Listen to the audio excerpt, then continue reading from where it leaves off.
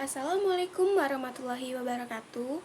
Baiklah adik-adik, di sini saya akan menjelaskan tentang kelas 4, tema 8, subtema 1, pembelajaran 1 dengan muatan pembelajaran bahasa Indonesia.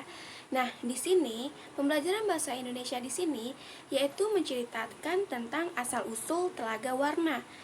Dan kalian bisa buka buku kelas 4 tema 8 subtema 1 pembelajaran 1.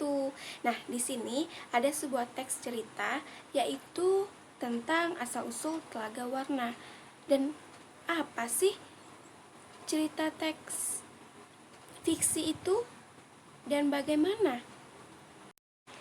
Nah, baiklah di sini sebelum kalian masuk ke dalam video tersebut, kalian harus mencermati dulu.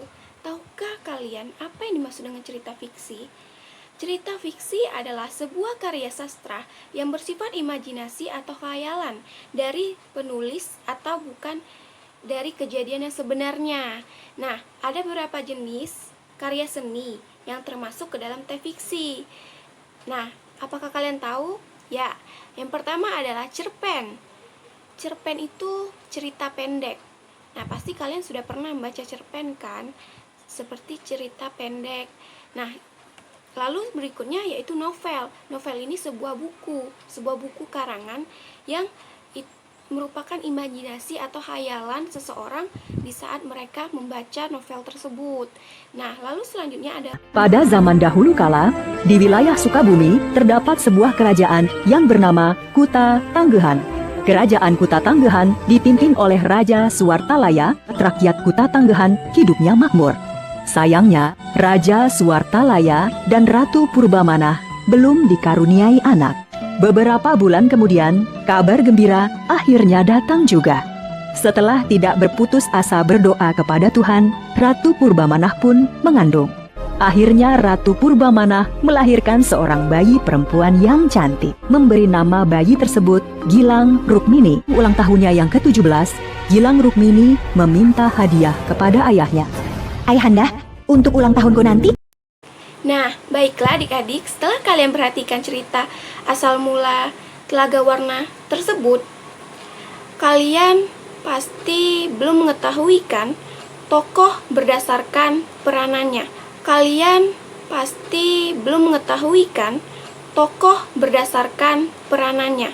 Jadi, tokoh berdasarkan peranannya itu ada protagonis, antagonis, dan triagonis.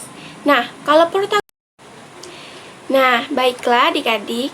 Nah, setelah kalian memperhatikan video tersebut, pasti ada beberapa tokoh atau perwatakan di dalam cerita tersebut. Iya tidak? Nah, jika iya, dari tokoh tersebut terdapat tokoh Purbasuwartalaya, lalu Ratu Purbamana, dan Putri Gilang Rukmini.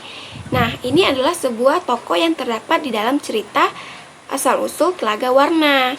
Nah, selanjutnya,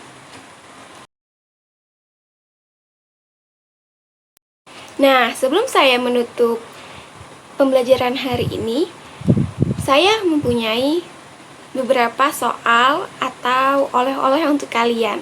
Yang pertama, di mana raja melakukan pertapaan? Lalu soal kedua, apa hadiah yang disiapkan raja dan permaisuri untuk ulang tahun putrinya? Yang ketiga, mengapa permaisuri bersedih dan menangis? Yang keempat, bagaimana sifat putri dalam cerita tersebut? Nah, saya harap kalian sudah memahami apa itu cerita fiksi. Baiklah,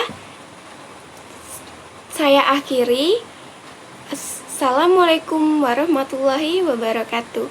Sampai jumpa adik-adik.